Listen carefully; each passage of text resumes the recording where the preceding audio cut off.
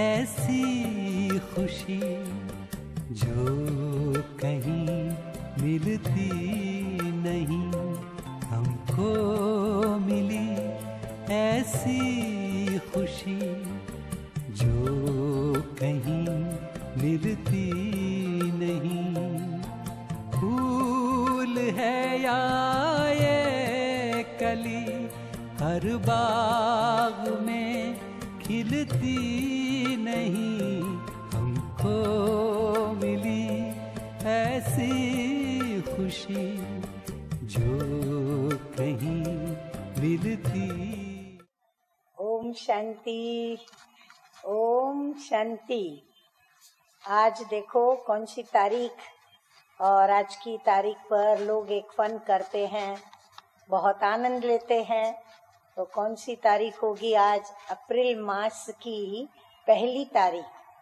और अप्रैल मास की पहली तारीख लोग आपस में एक दो को अप्रैल फुल बनाते हैं।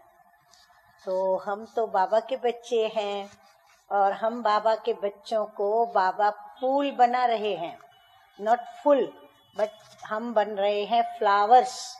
तो बाबा हम बच्चों को फ्लावर बना रहे हैं। तो आज तारीख है 1, 4 और 12, और आज फिर रविवार है। तो अव्यक्त बाप दादा की प्यारी प्यारी मीठी मीठी मुरली सुनेंगे। तो मुरलीधर बाबा की रिवाइज कोर्स की मुरली की तारीख है 25/11/95, 95 की मुरली है। हेडिंग है सेवा का प्रत्यक्ष फल खुशी, और ये 25/11/95 का शेष भाग है। तो हेडिंग है सेवा का प्रत्यक्ष फल खुशी मिलती है। फाइनल रिजल्ट में पहली मार्क्स प्रैक्टिकल धारणा स्वरूप को मिलेगी। जो धारणा स्वरूप होगा वो नेचुरल योगी तो होगा ही। हाँ, जितनी हम धारणाएं करेंगे ना उसके आधार पे मार्क्स मिलेगी। तो बाबा कहते हैं जिसको सबसे 1 नंबर मार्क्स ज्यादा मिलेगी तो नेचुरल योगी तो वो होगा ही। अगर मार्क्स ज्यादा लेनी है तो पहले जो दूसरों को सुनाते हो, आजकल वैल्यूज पर जो भाषण करते हो, उसकी पहले स्वयं में चेकिंग करो।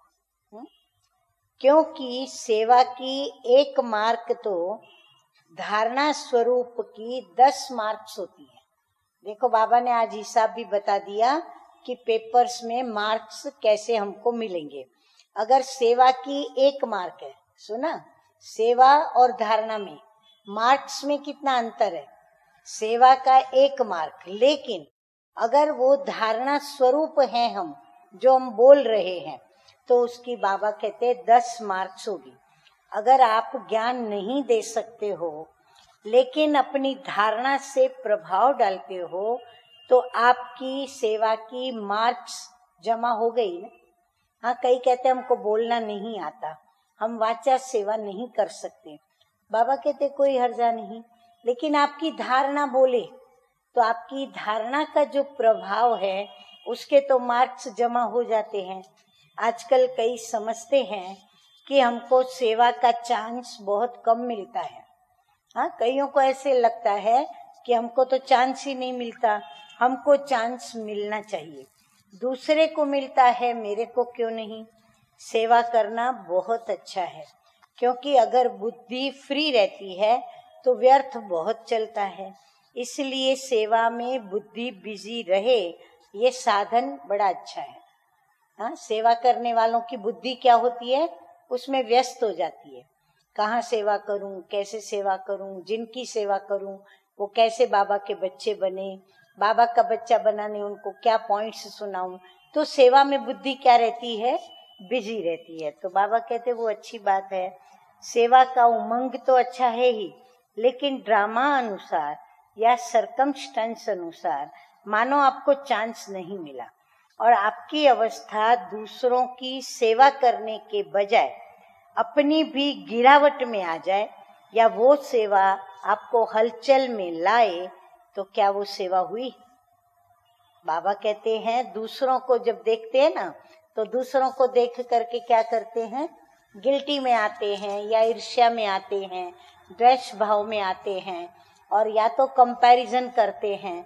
तो कंपैरिजन में फिर उनको क्या लगता है कि जितनी औरों को सेवा मिलती है मुझे नहीं मिलती, तो अपने ही विचारों से खुद ही गिरते हैं, तो गिरावट में आते हैं, हलचल में आते हैं। तो बाबा कहते हैं ऐसी हलचल के बाद, गिरावट के बाद यदि सेवा करते हो तो क्या वो सेवा हुई? उस सेवा का प्रत्यक्ष फल बाबा पूछ रहे हैं, क्या मिलेगा? सच्ची सेवा, प्यार से सेवा, सभी की दुआओं से सेवा, उसका प्रत्यक्ष फल खुशी होती है। खुशी कब मिले?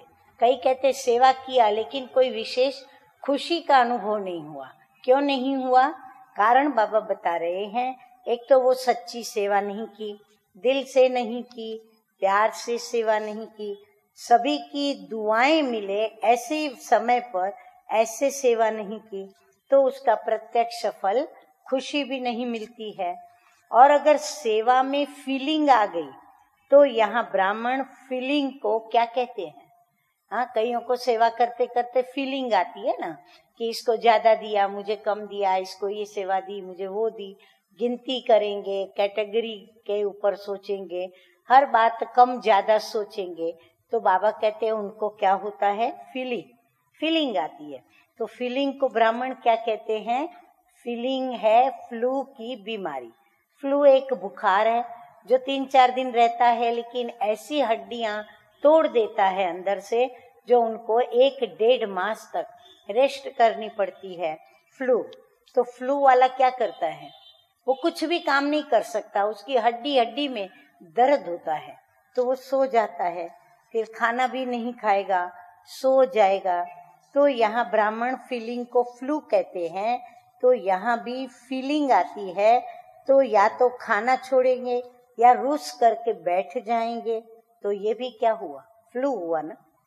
हाँ, तो यहाँ भी क्या करते हैं, कई नाराज होके, डिस्टर्ब होके, हलचल में आकर, फीलिंग्स में आकर के क्या करते हैं, या तो सो जाएंगे, या वो काम करना छोड़ देंगे, या किसी और स्थान पर जाना पसंद करेंगे, फिर वहां भी जाकर के सो जाएंगे। कुछ उनको काम करने का सूझेगा नहीं, सारा दिन वही संकल्प पकड़ के बैठे रहेंगे और उस पर सोचते रहेंगे, उदास निराश होकर के, और फिर पता नहीं किस बात का इंतजार करते रहते हैं। तो कहते हैं ये फ्लू। तो ये फ्लू हुआ ना। अगर आप धारणा स्वरूप हो, सच्चे सेवाधारी हो, स्वार्थी सेवा भी नहीं। हाँ, सेवा में भी प्रकार है। एक है स्वार्थ अर्थ सेवा करना, दूसरी होती है निस्वार्थ भाव से सेवा करना। तो एक होती है कल्याण की भावना की सेवा और दूसरी होती है स्वार्थ से। अब जहाँ कल्याण की भावना है ना लोगों के, वहां पर हमको मेरा नाम हो, मेरा शान हो, मेरा नहीं रहता है।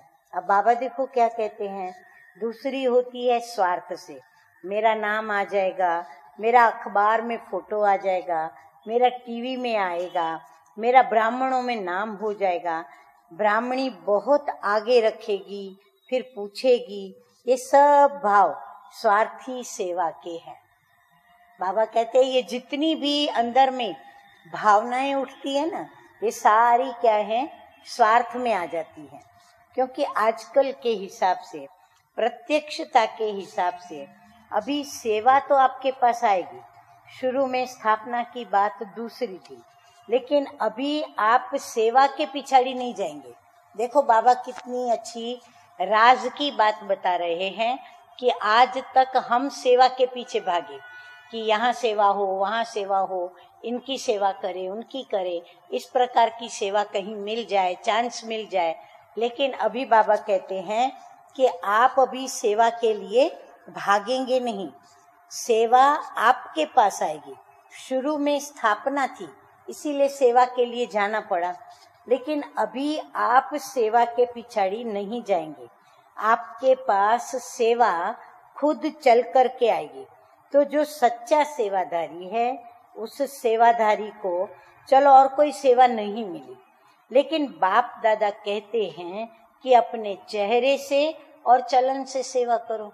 चलो आपको सेवा की बहुत दिल है, चाहना है, लेकिन आपको वहां से सेवा नहीं मिलती है। बाबा कहते कोई हर्जा नहीं, आप अपनी चलन और चेहरे से सेवा करो। बाबा ने तो वो भी सेवा सौंपी है, तो हम वो सेवा करें। तो चारों तरफ से हमको सेवा के लिए सोचना है। तो सोच करके अगर नहीं मिलती है तो चेहरे और चलन से सेवा करनी है। अब बाबा याद प्यार दे रहे हैं, कह रहे हैं चारों तरफ के सर्व विश्व की विशेष आत्माओं को सदा स्वचिंतन और ज्ञान चिंतन करने वाली श्रेष्ठ आत्माओं को सदा बाप की श्रेष्ठ मत पर हर संकल्प, बोल और कर्म करने वाली समीप आत्माओं को चारों ओर के डायमंड जुबिली के लिए स्वयं को और सेवाओं को आगे बढ़ाने वाले ऐसे विशेष आत्माओं को बाप दादा का याद प्यार और नमस्ते। हम रूहानी बच्चों की रूहानी बाप दादा को याद प्यार, गुड मॉर्निंग और नमस्ते नमस्ते। वरदान है आज का, विश्व कल्याणकारी बन अशांत आत्माओं को शांति का दान देने वाले मास्टर शांति दाता भव। दुनिया में हंगामा हो, अभी बाबा बता रहे हैं अशांति कहाँ, जो हम शांति का दान दे। तो दुनिया में हंगामा हो, झगड़े हो रहे हो, ऐसे अशांति के समय पर आप मास्टर शांति दाता बन औरों को भी शांति दो। घबराओ नहीं, क्योंकि जानते हो जो हो रहा है वो भी अच्छा और जो होना है वो और अच्छा। तो विकारों के वशीभूत मनुष्य तो लड़ते ही रहेंगे, उनका काम ही ये है। लेकिन आप विश्व कल्याणकारी आत्माएं सदा मास्टर दाता बन शांति का दान देते रहो, यही आपकी सेवा है। स्लोगन है आज का, अपनी सर्व प्राप्तियों को सामने रखो तो कमजोरियां सहज ही समाप्त हो जाएंगी। क्योंकि वो प्राप्ति भी हमने तब प्राप्त की जब हमने कमजोरियों को मिटाया। तो वो प्राप्तियां हमारे अंदर उत्साह और उमंग लाएंगी। इसीलिए बाबा कहते हैं उनको सामने रखो तो कमजोरियां सहज समाप्त करेंगे, मदद मिलेगी हमको। अच्छा, ओम शांति, ओम शांति।